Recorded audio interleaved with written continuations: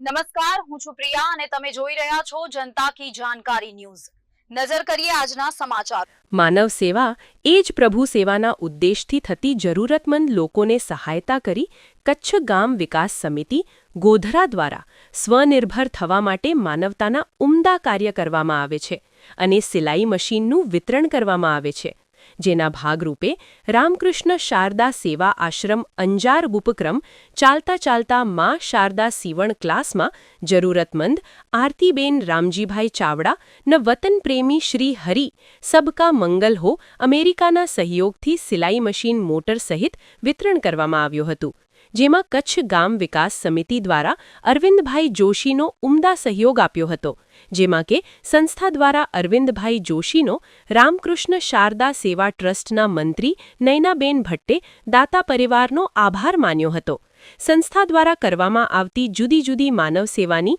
દૈનિક તથા બહેનો માટે સીવણની સંપૂર્ણ તાલીમ માં શારદા સીવણ કેન્દ્રમાં આપવામાં આવે છે, જેની માહિતી સંસ્થાના સંયોજક સુરેશ છાયા। કાર્યક્રમનું સંચાલન સીવણ પ્રશિક્ષક મનીષાબેન ચાવડા આભાર વિધિ કરી હતી એ કહ્યું હતું, તથા કાયકમને સફળ બનાવવા હસે જોબનપુત્રા તથા દેવેન્દ્ર મહારાજ તથા સીવણ કેન્દ્રના બહેનોએ સહયોગ આપ્યો હતો। સ્ટોરી રમેશભાઈ ભાનુશાલી